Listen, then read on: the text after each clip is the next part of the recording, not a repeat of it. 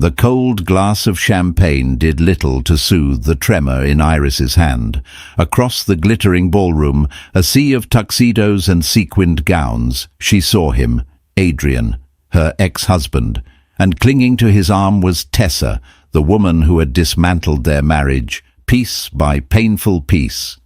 He paraded her around with the same proud smile he once reserved for Iris, a smile that now felt like a shard of glass in her heart. For a moment the air thinned, the music faded, and she was back in their shared home, the scent of Tessa's perfume a ghost in the air. But tonight was different. Tonight she wasn't the broken wife. She was a survivor, and her story was far from over. The invitation had arrived a month prior, a thick cream-colored cardstock with embossed silver lettering that felt both ostentatious and menacing. Viridian Dynamics Annual Gala, it announced. Iris had almost thrown it away.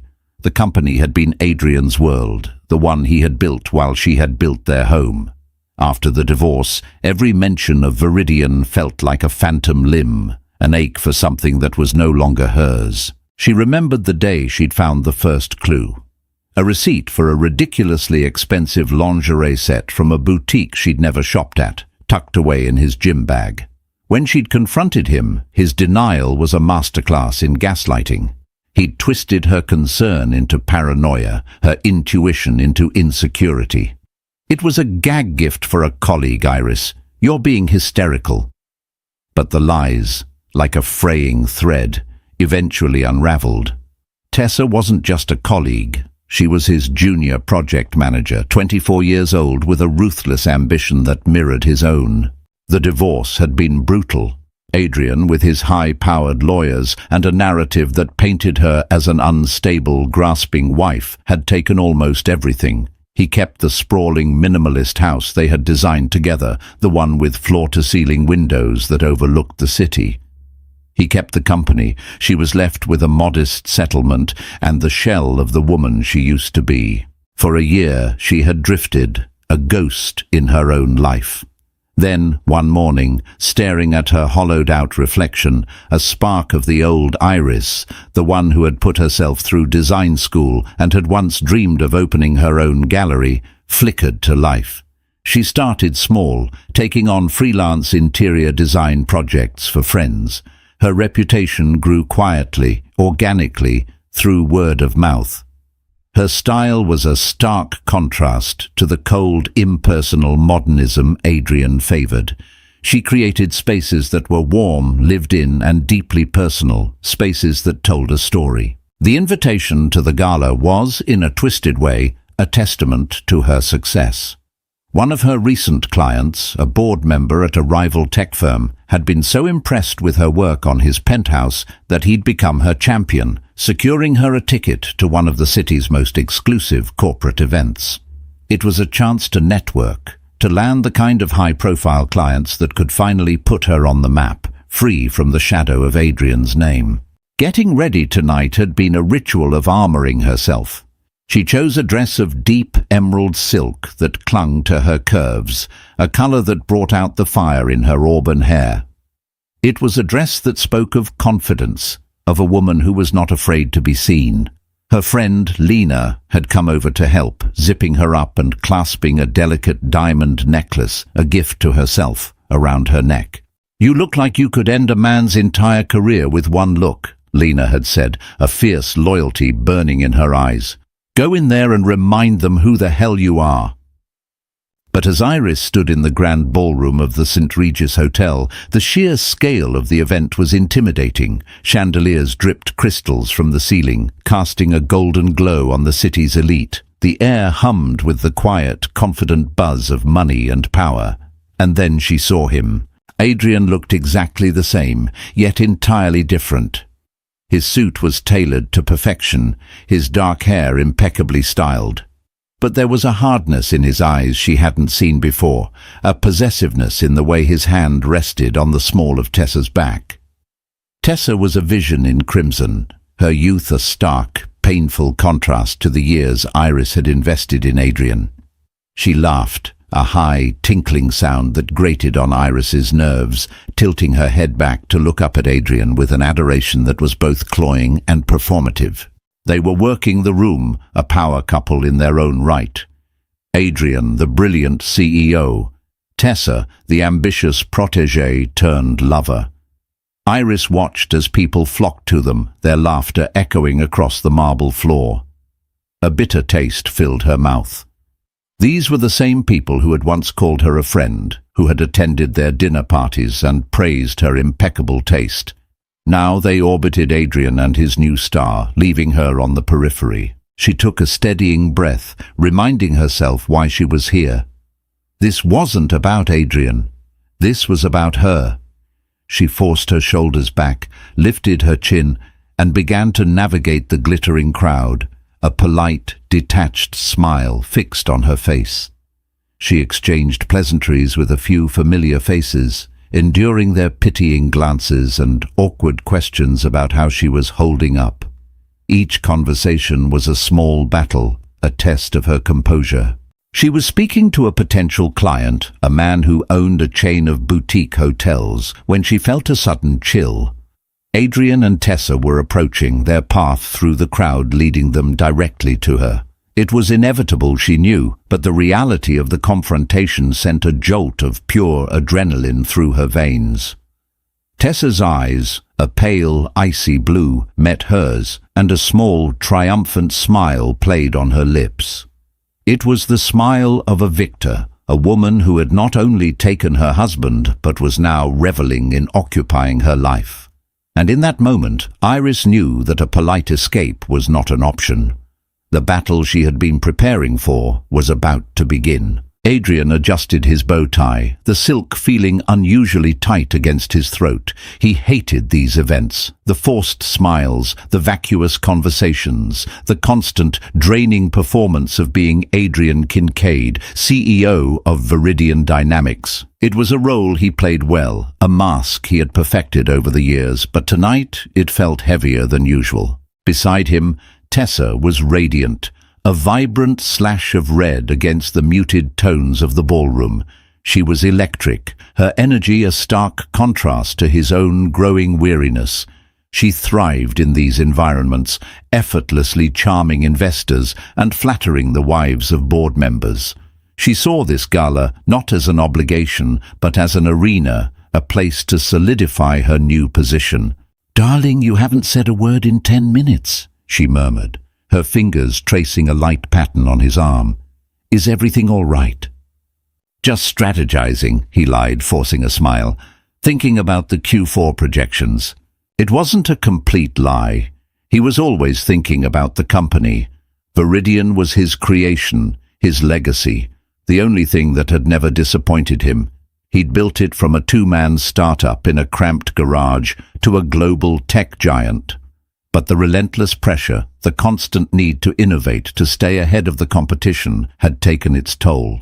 It had cost him his marriage. He wouldn't admit it to Tessa, or even to himself most days, but the ghost of Iris haunted him. It wasn't love, not anymore. That had been eroded by years of quiet resentment. He'd seen her support as complacency, her contentment as a lack of ambition. He'd been running a marathon, and he felt as though she was content to stand on the sidelines, cheering politely.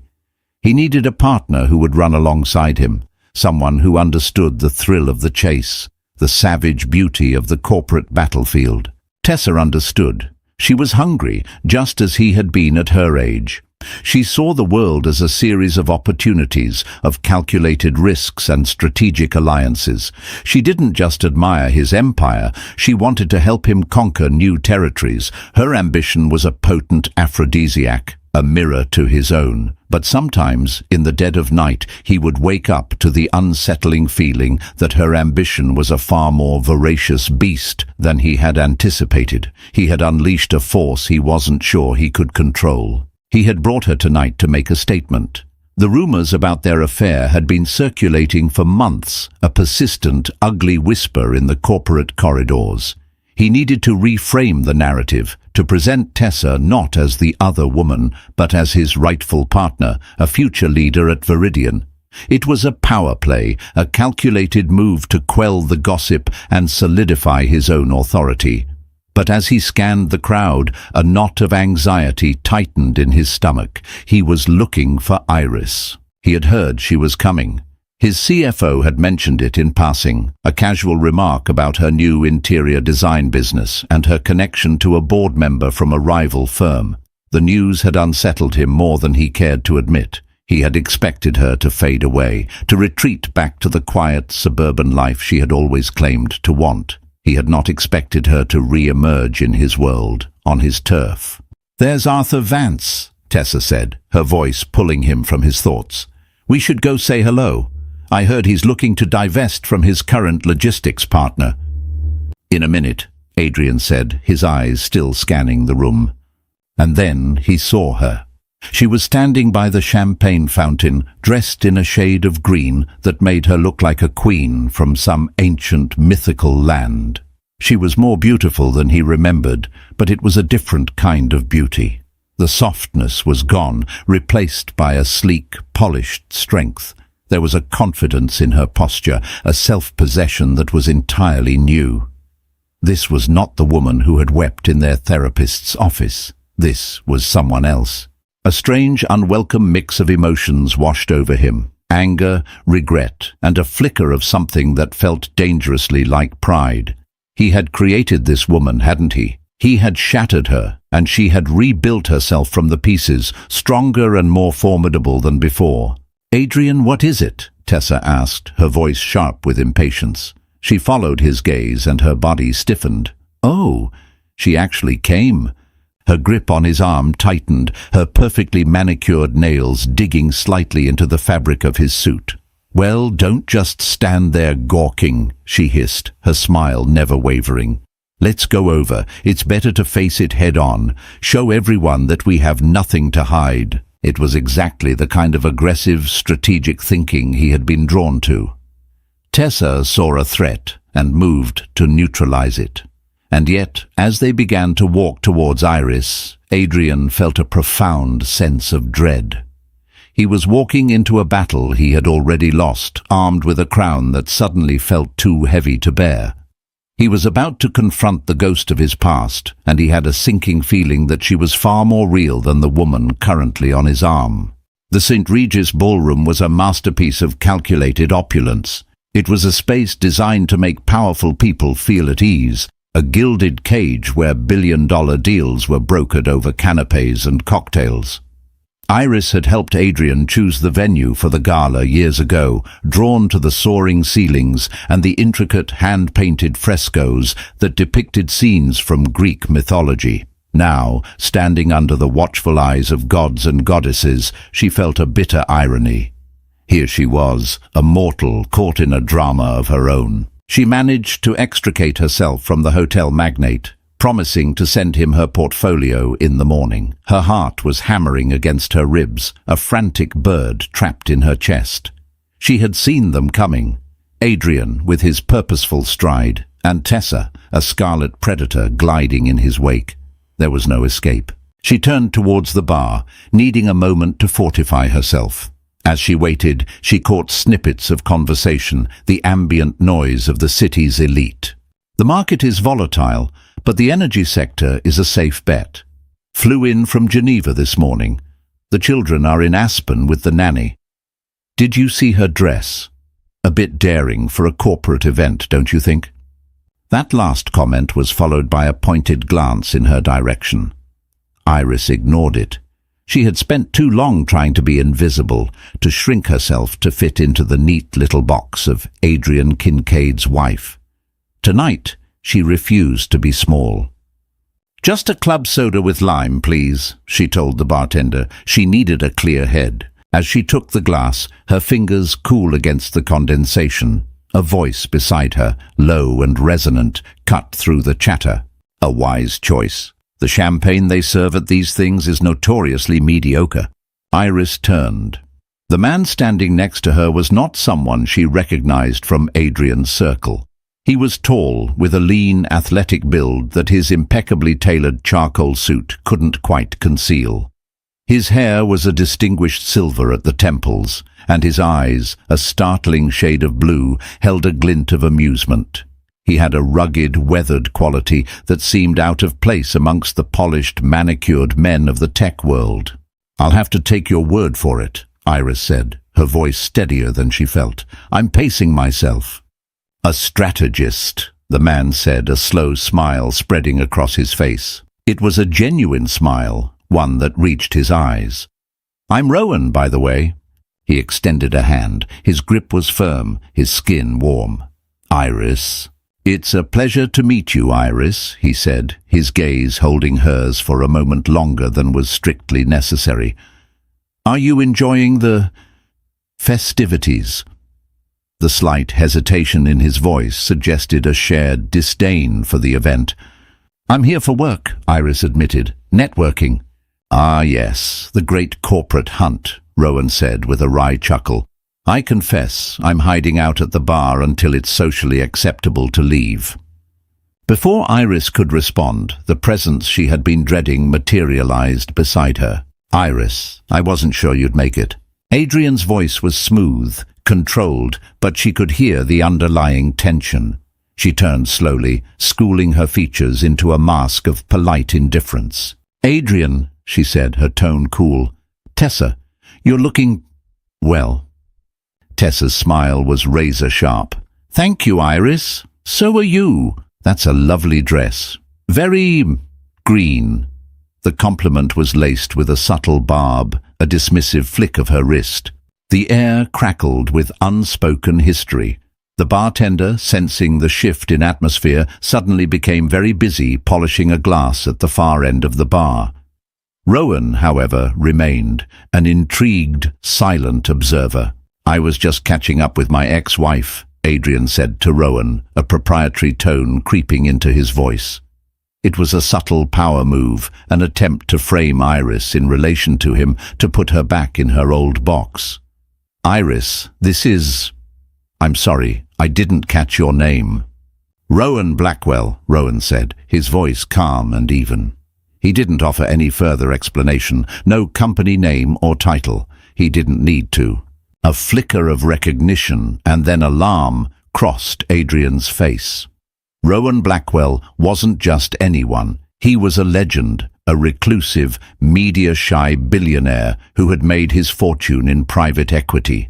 He was known for his ruthless business acumen and for acquiring and dismantling companies he deemed inefficient.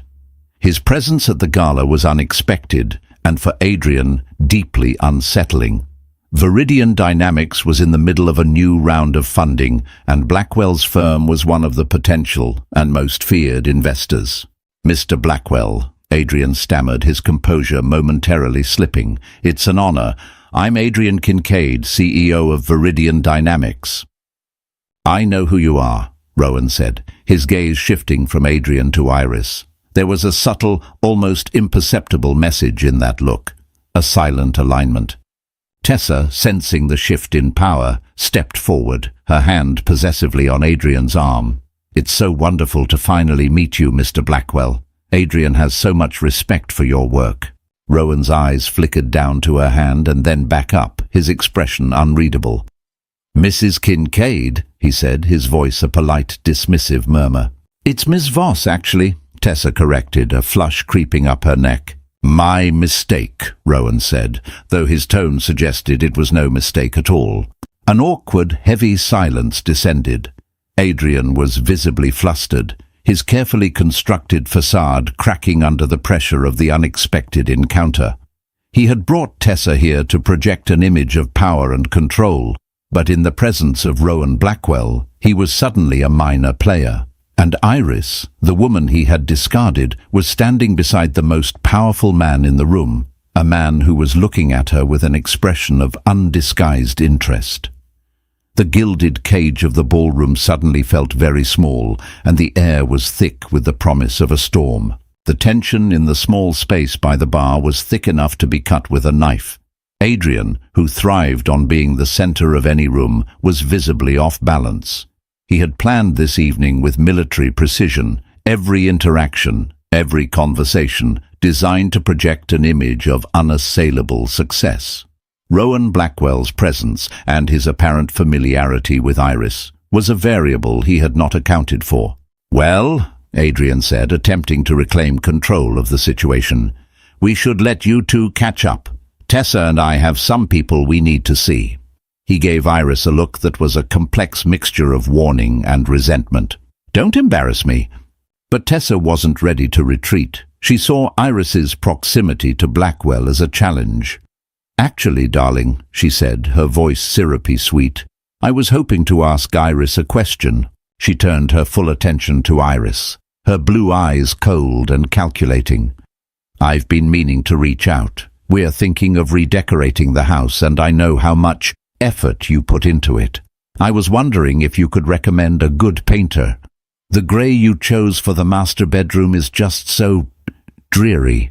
We want something with a bit more life." It was a declaration of war, disguised as a domestic inquiry. Every word was a carefully chosen weapon. "The house is mine now. The bedroom is mine now. Your taste is dreary. You are dreary." She was marking her territory, trying to reduce Iris to a mere footnote in the history of the house, in the history of Adrien's life. Iris felt a hot surge of anger, but she met it with an icy calm. She thought of the countless hours she had spent choosing that specific shade of grey, a calming, sophisticated colour called winter sky.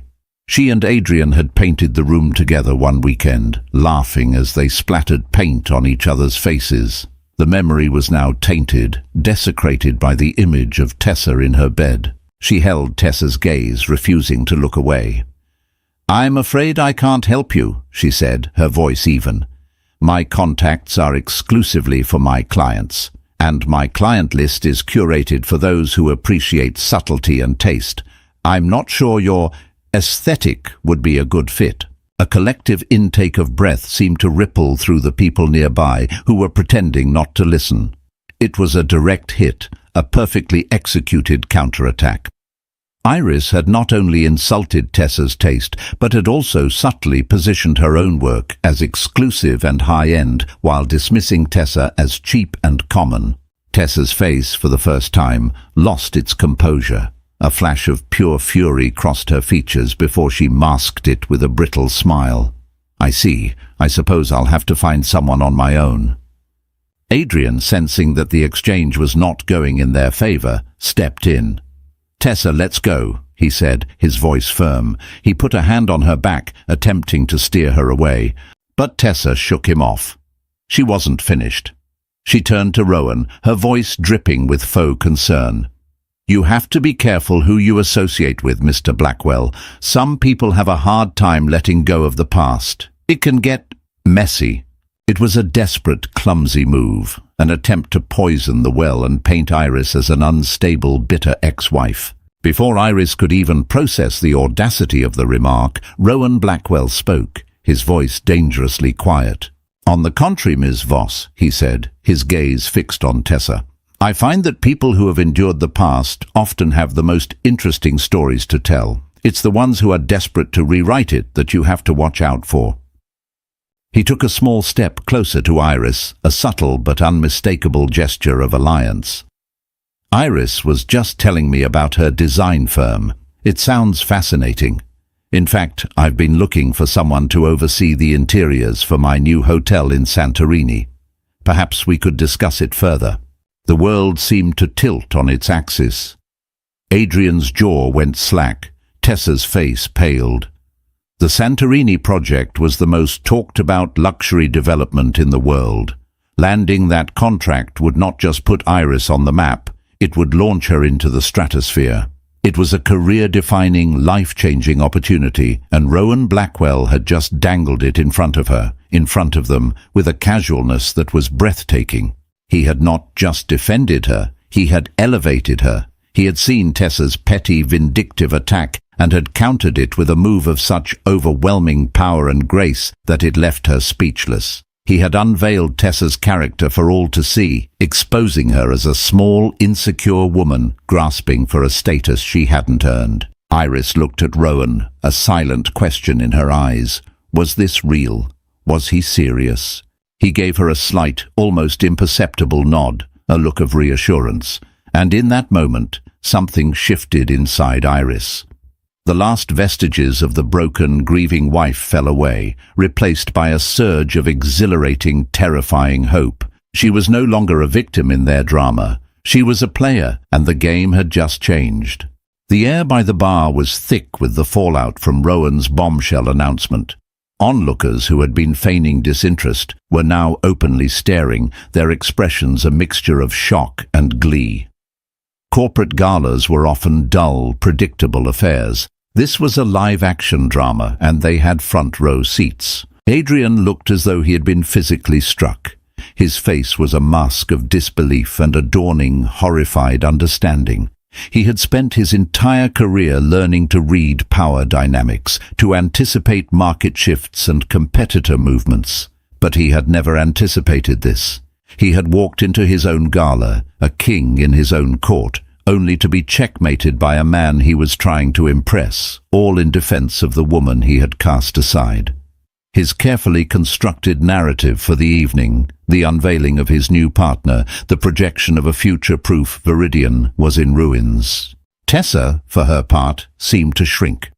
The vibrant, confident woman in the crimson dress was gone, replaced by someone small and exposed. She had played her hand, an aggressive, petty move, and had been countered with a show of force so overwhelming it was almost insulting. She looked at Adrien, her eyes pleading for him to fix it, to do something, but he was lost in his own spiraling thoughts. Rowan Blackwell seemed oblivious to the shockwaves he had created. He turned his back on Adrien and Tessa, a deliberate final dismissal, and focused his full attention on Iris. "I apologize for putting you on the spot," he said, his voice a low murmur meant only for her. "But I have a feeling you can handle it, and I wasn't lying. I do have a hotel in Santorini, and I do need a designer with a vision." Iris's mind was racing. She felt a dizzying combination of gratitude, shock, and a healthy dose of suspicion. Men like Rowan Blackwell didn't do things without a reason. What was his motive? Was this a genuine business proposition, or was she just a pawn in some larger game he was playing with Adrien? "Why?" she asked, her voice barely a whisper. "Why would you do that?" Rowan's gaze was direct, his blue eyes searching hers. "Let's just say I have a low tolerance for bullies," he said simply. "And I have a good eye for talent. I've seen your work. The penthouse you did for Michael Vance, it was brilliant. You created a home, not just a showpiece." He knew her work. The realization sent a jolt of validation through her that was more potent than any champagne. He hadn't just been defending a damsel in distress. He had been scouting a professional. "Now," he continued, a hint of a smile returning to his lips, "I believe we have a business proposition to discuss. And I, for one, would rather do it somewhere with better champagne and less drama. Would you allow me to take you to dinner tomorrow night?" It was a whirlwind. Her head was spinning. Just an hour ago she had been dreading a confrontation with her ex-husband. Now she was being offered the contract of a lifetime and asked to dinner by one of the most enigmatic and powerful men in the world. She looked past Rowan's shoulder and saw Adrien still standing there watching them. His face was a thundercloud of rage and confusion. He looked utterly lost. For the first time she didn't feel a pang of pity or a surge of anger. She felt nothing. He was a figure from a past life, a story that was already over. She turned back to Rowan, a genuine smile, the first of the night, spreading across her face. "I would love that," she said. "Excellent," Rowan said. He glanced around the now buzzing ballroom. "I think our work here is done. Shall we make a memorable exit?" Before she could ask what he meant, he gently took her elbow and began to steer her towards the grand entrance. As they walked, a path seemed to clear before them. The whispers followed them, a wave of speculation and awe. They were just a few feet from the massive oak doors when Rowan stopped. He turned to face her, his hands coming up to gently cup her face. The ballroom seemed to fade away, the noise, the lights, the prying eyes. There was only the intensity of his gaze. "To new beginnings," he murmured. And then he leaned in and kissed her. It wasn't a passionate, fiery kiss. It was slow, deliberate, and deeply, shockingly public. It was a kiss that was meant to be seen. It was a statement, a rewriting of the rules, a final, definitive checkmate. Across the room, Adrien Kincaid froze. The glass of scotch he had just taken from a passing waiter slipped from his numb fingers and shattered on the marble floor. The sound was lost in the sudden, deafening silence of the ballroom. All he could see was his ex-wife, the woman he had deemed unworthy, being kissed by the one man he could not afford to have as an enemy. And in that moment, he understood that he had not just lost his wife, he had lost a game he never even knew he was playing. The sound of the glass shattering was the only thing that broke the spell. It was a sharp, percussive crack that echoed the fracture in Adrien's reality. He stood motionless, a statue in a bespoke suit, as the amber liquid and shards of crystal spread across the polished floor around his expensive shoes. He didn't notice the waiters who scurried to clean up the mess. He didn't hear the gasps and frantic whispers that erupted around him. His entire universe had contracted to a single, impossible image, Iris, his Iris, being kissed by Rowan Blackwell. His mind, usually a sharp, analytical machine, sputtered and failed. It was like watching a film in a foreign language with no subtitles. The scene was clear, but the meaning was incomprehensible. Iris, who had cried for weeks after he'd left, who he had condescendingly told his lawyer was too emotional to be rational. Iris, who he had assumed would spend the rest of her life quietly managing her modest settlement. That Iris was now the focus of the entire gala, the object of a public display of affection from a man whose net worth dwarfed the GDP of a small country. Tessa's voice, shrill and panicked, finally pierced through the fog. "Adrien? Adrien, are you seeing this? Do something!" He turned his head slowly, looking at her as if for the first time. The crimson dress suddenly seemed garish, her perfectly applied makeup a brittle mask. Her panic felt irritating. He had been drawn to her ambition, her fire. But now, in the face of a real power play, her fire just looked like a child's tantrum. She was out of her depth, and so he terrifyingly realized, was he? "Do what, Tessa?" he asked, his voice a dead, hollow thing. "What exactly do you suggest I do?" He turned back to the scene at the door. Rowan Blackwell pulled back from the kiss, his hand still resting on Iris's arm. He murmured something to her, and she smiled, a real radiant smile that Adrien hadn't seen in years. It was a smile that lit her up from the inside, and it was a smile that was not for him. Then, together, they turned and walked out of the ballroom, leaving a wake of stunned silence and 1,000 questions. As the doors closed behind them, the dam of whispers broke. The low hum of the gala escalated into a cacophony of excited chatter.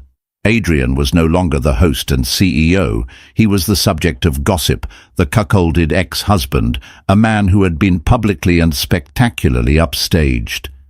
Every glance in his direction felt like an accusation, a judgment. He could see the pity in some eyes, the schadenfreude in others. His colleagues, his board members, his investors, they were all witnesses to his humiliation. "We're leaving," he said to Tessa, his voice clipped. "But we can't just leave," she protested. "That will look like we're running away. We need to stay, to show them we don't care." "And how do you propose we do that?" he snapped, his control finally breaking. "By pretending that didn't just happen? By making small talk about the market while the entire room is dissecting my failed marriage?" He grabbed her by the elbow, his grip harder than intended, and began to steer her towards a side exit, away from the prying eyes. He needed to escape the suffocating atmosphere of the ballroom, the weight of 1,000 judgments. The drive back to the house, his house, not their house, he reminded himself, was silent and suffocating. Tessa sat rigidly in the passenger seat, occasionally dabbing at her eyes with a tissue, careful not to smudge her mascara. Adrien gripped the steering wheel, his knuckles white, his mind replaying the kiss over and over. It wasn't just a kiss. It was a transfer of power. Blackwell had, in one smooth, calculated gesture, stripped him of his narrative.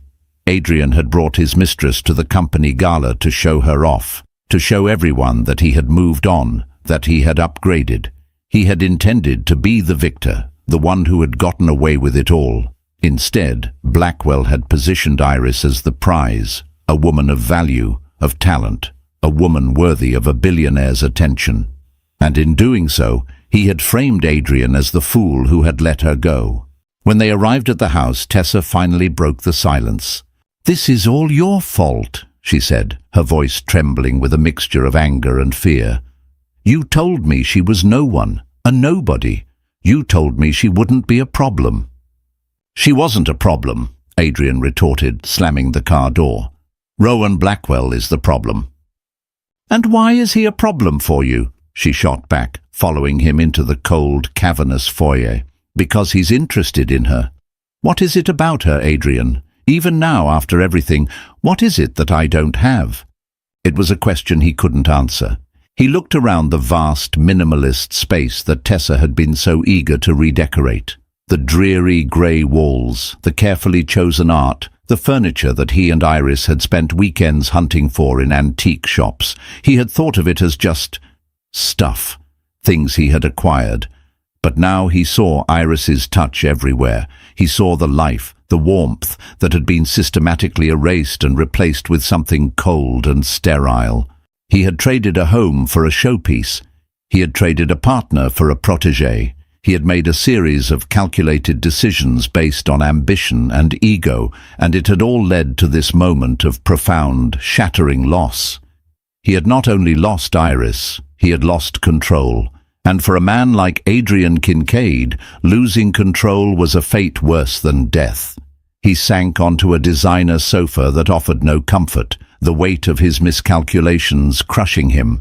The king was in his castle, but the walls were closing in. The morning after the gala, the city's financial and social circles were buzzing. The kiss was the talk of every boardroom, every exclusive brunch spot. It wasn't just gossip, it was a market-moving event. Rowan Blackwell did nothing by accident. His public display of interest in Iris Calder was interpreted as a signal, a move on the corporate chessboard, and everyone was scrambling to figure out what it meant. For Iris, the day was a surreal blur. Her phone had been ringing off the hook since 7 a.m. Old friends who hadn't spoken to her in years were suddenly reaching out. Potential clients who had been non-committal were now desperate to book a consultation. A major design magazine wanted to feature her in their next issue. The Santorini project wasn't even a certainty yet, but the mere association with Rowan Blackwell had given her a level of credibility she had previously only dreamed of.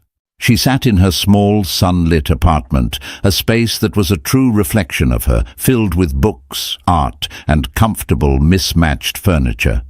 It was a world away from the cold, museum-like house she had shared with Adrien. She felt a profound sense of whiplash. Last night, she had been David walking into a den of Goliaths. Today, she was the one with the slingshot. Her dinner with Rowan was scheduled for that evening. She was nervous, but it was a different kind of nervousness than she had felt before the gala. It was the anxiety of opportunity, not of dread. She spent the day researching him, trying to understand the man who had so dramatically intervened in her life. He was a paradox, a ruthless businessman who was also a major philanthropist, a recluse who had just made the most public statement imaginable. His motives were still a mystery, and she knew she had to tread carefully. Meanwhile, at the gleaming headquarters of Viridian Dynamics, Adrien was in crisis mode. His company's stock had taken a small but noticeable dip in pre-market trading. The rumor mill was in overdrive. Was Blackwell planning a hostile takeover? Was his interest in Iris a way to get inside information, to exploit a personal vulnerability? Adrien's board members were calling, demanding answers he didn't have.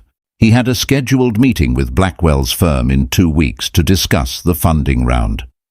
What was supposed to be a standard pitch had now become a high-stakes showdown. He felt exposed, vulnerable. his personal life tangled up with his professional fate in a way he had never imagined. His day was made worse by Tessa.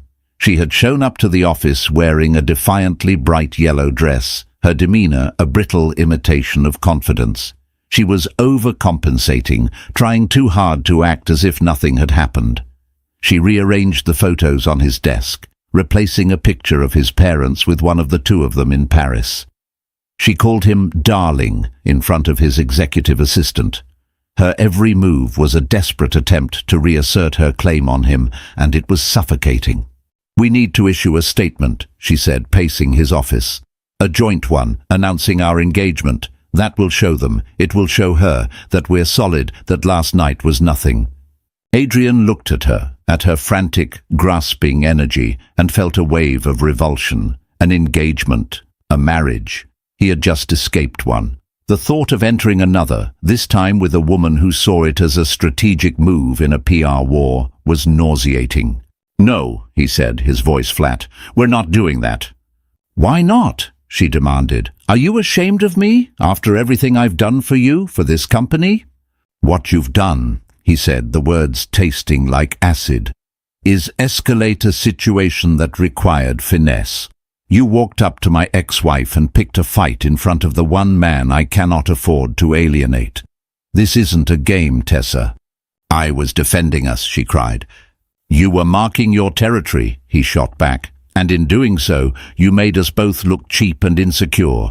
Blackwell saw it. Everyone saw it." The argument escalated, their voices rising in the soundproofed office. It was the first real fight of their relationship, and it was ugly, stripping away the veneer of shared ambition to reveal the raw, selfish motives beneath. Adrien saw her not as a partner, but as a liability, and Tessa, in his cold dismissal, saw the precariousness of her position, a position based not on love, but on a proximity to power that was now under threat. The ripple effect of that single kiss was spreading, destabilizing everything Adrien had built. It was forcing him to confront the choices he had made, the true cost of his ambition. He had believed he could control the narrative, that he could simply replace one wife with a newer model, like upgrading a piece of software. He had failed to understand that people were not assets to be managed. They were complex, unpredictable, and they had the power to write their own stories. And as he prepared for the most important meeting of his career, he had the sinking feeling that he was no longer the author of his own fate. Iris and her mysterious billionaire benefactor were holding the pen. The restaurant Rowan chose was the kind of place that didn't have a sign. It was tucked away on a quiet cobblestone street, its entrance marked only by a single discreet lantern. Inside, the atmosphere was one of hushed intimacy.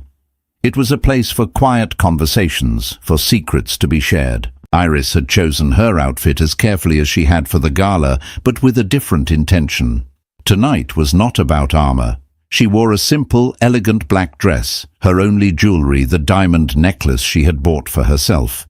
She wanted to meet Rowan not as a project or a pawn, but as herself. He was already there, seated at a secluded corner table.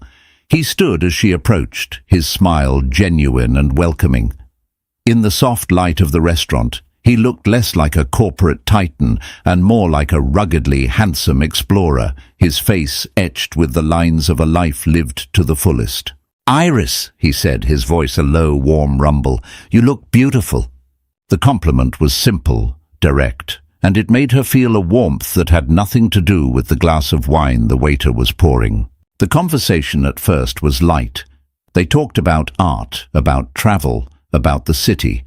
Iris found herself relaxing, surprised by how easy he was to talk to. He was a brilliant listener, asking insightful questions about her work, her passion for creating spaces that felt like home. He spoke of his own life with a surprising candor, of a childhood that was anything but privileged, of the relentless drive that had propelled him to success. "I learned early on," he said, his gaze intense, "that the world is divided into two types of people, those who build things and those who take things. I decided I wanted to be a builder." As the main course arrived, the conversation inevitably turned to the events of the previous night.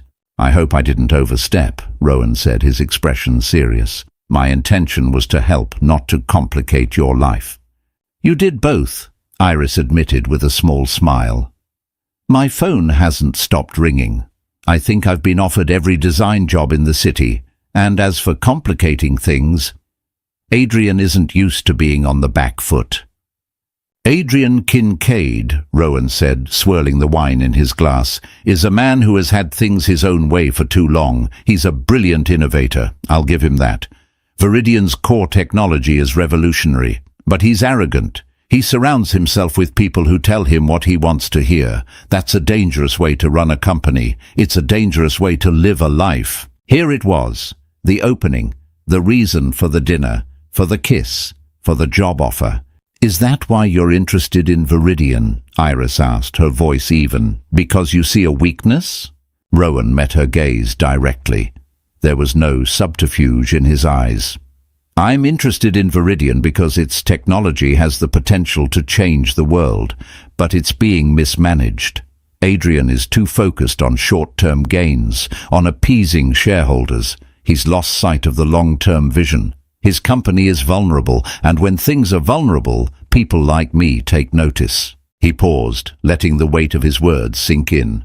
He's coming to me for funding in 2 weeks. He thinks it's a formality. He's wrong. I'm considering a different kind of investment, a controlling interest, a takeover. Iris's blood ran cold, a hostile takeover. It would destroy Adrien. It would be the end of the company he had poured his life into. A part of her, the wounded, betrayed part, felt a savage thrill at the thought. But another, deeper part, the part that remembered the young, idealistic man she had once loved, felt a pang of something akin to sorrow. What does this have to do with me? She asked, her voice quiet. You, Iris, Rowan said, leaning forward, are his blind spot. His Achilles heel. He underestimated you. He discarded you. He never imagined you would be in a position to affect his future. He's so consumed with what happened at the Gala, with our association, that his focus is scattered. He'll come into that meeting emotional, defensive. He'll make mistakes, and I will be there to capitalize on them. The pieces clicked into place. The kiss, the job offer. It was all a beautifully orchestrated, ruthless strategy. She was the weapon he was using to soften the target. So I'm the bait, she said, the words leaving a bitter taste in her mouth. You are not the bait, Rowan corrected, his voice firm. You are the catalyst, and the job offer is very real.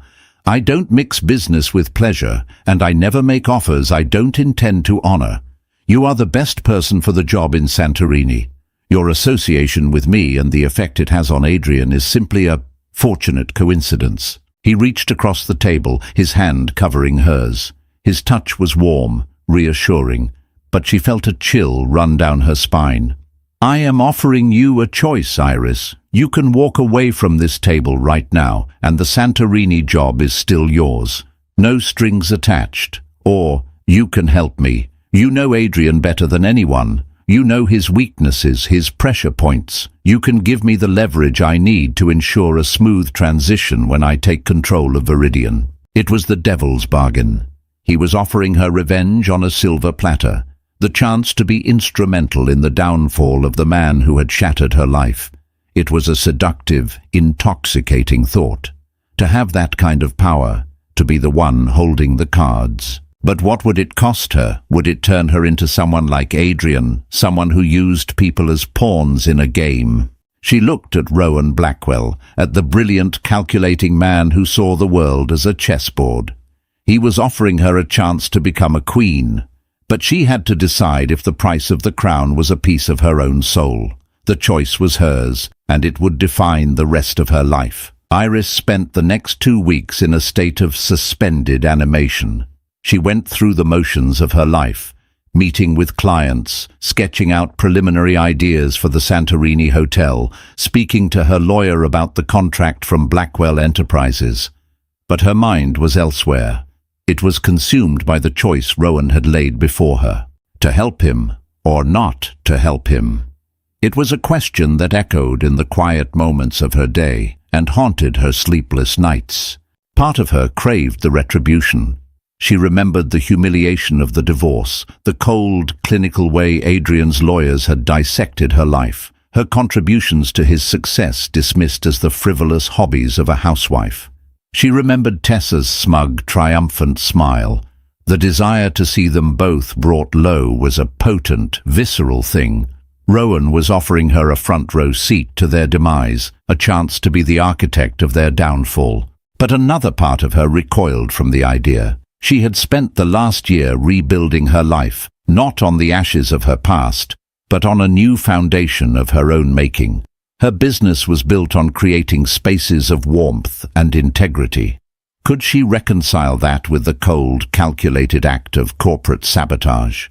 Would winning this war against Adrien turn her into a casualty of her own making, leaving her with a victory that felt as hollow as the house he now occupied? She tried to talk to Lena about it, but she couldn't bring herself to reveal the full extent of Rowan's plan.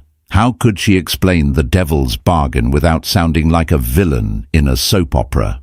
"He's playing chess, Iris," Lena had said, sensing the undercurrents, "and he's using you as a piece. Just make sure you know which piece you are. Don't be a pawn when you can be a queen." The advice stuck with her. A queen. A queen protects her kingdom. She moves with power and purpose. She is not a passive victim. The day before Adrien's meeting with Rowan, she received an unexpected call. It was from Adrien's father, Robert Kincaid, a kind, gentle man who had always treated her like a daughter. He was worried. "He's not himself, Iris," he'd said, his voice frail over the phone. "He's angry, distracted.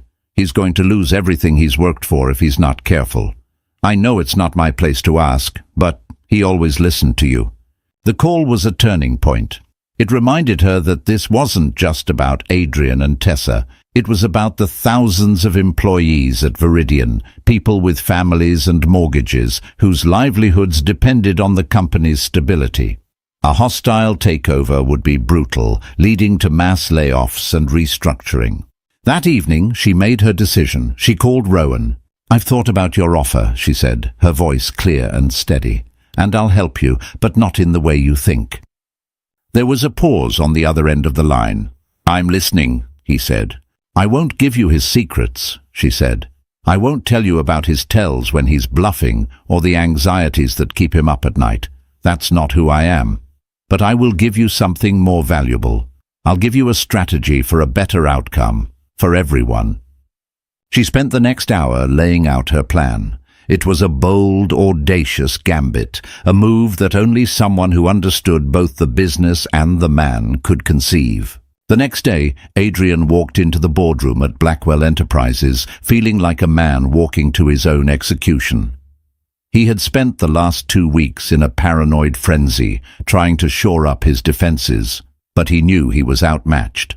Rowan Blackwell was seated at the head of the massive mahogany table, his expression unreadable. The meeting began, and it was as brutal as Adrien had feared. Rowan and his team dismantled Adrien's presentation piece by piece, exposing every weakness, every overly optimistic projection. An hour into the meeting, Adrien was defeated. He could see the writing on the wall. Blackwell was going to take his company. "So that's it then?" Adrien said, his voice hoarse. "You're going to tear it all down." "That was the original plan," Rowan said, a flicker of something unreadable in his eyes. "But a new proposal has been brought to my attention." He slid a folder across the table. Adrien opened it, his hands trembling slightly. Inside was a detailed plan for a strategic partnership. Blackwell Enterprises would become the majority shareholder, injecting a massive amount of capital into Viridian. Adrien would remain as CEO, but his power would be checked by a new, independent board. The plan focused on long-term sustainable growth, on research and development, on employee retention. It was a plan to build, not to destroy. And at the end of the proposal was a single typed page outlining the conditions for the deal. The final condition made the blood drain from Adrien's face. The immediate termination of Tessa Voss for breach of professional conduct and actions detrimental to the company's reputation. It was Iris's move, her queen's gambit. She hadn't chosen simple revenge. She had chosen a more complex, more elegant victory. She had saved his company, but she had surgically and ruthlessly removed the cancer that had been poisoning it. She had forced him to choose between his legacy and his mistress. Adrien looked up at Rowan, a dawning understanding on his face. He had been so focused on fighting a war that he hadn't realized the terms of the peace treaty were being written by the woman he had wronged. "This was her idea," he said, not as a question but as a statement. Rowan simply nodded. She believed that the man who built Viridian was still in there somewhere. She was willing to bet on him. The question is, Mr. Kincaid, are you willing to bet on yourself? Adrien was left with a choice. He could refuse, his pride wounded, and watch his empire crumble. Or he could accept, swallowing the bitter pill of his own humiliation and save the one thing he had ever truly loved. In the end, it wasn't a choice at all. He had been outplayed, outmaneuvered, and ultimately saved from himself. The Queen had taken the king, not by force, but by a strategy so brilliant, so unexpected, that all he could do was concede the game. He picked up a pen and signed the agreement, the stroke of the ink feeling like both a surrender and a second chance. Thank you for watching this story unfold. We hope you were on the edge of your seat through every twist and turn of Iris's journey from betrayal to triumph. If you felt her pain, cheered for her comeback, and were shocked by the final move, let us know in the comments below. What do you think will happen next for Iris, Adrien, and Rowan? Your engagement helps us create more stories like this one. If you enjoyed this video, please give it a thumbs up, share it with a friend who loves a good drama, and don't forget to subscribe to the channel and hit the notification bell so you never miss an update. We have many more tales of love, loss, and redemption coming your way, and we can't wait to share them with you. Thanks for being a part of our community.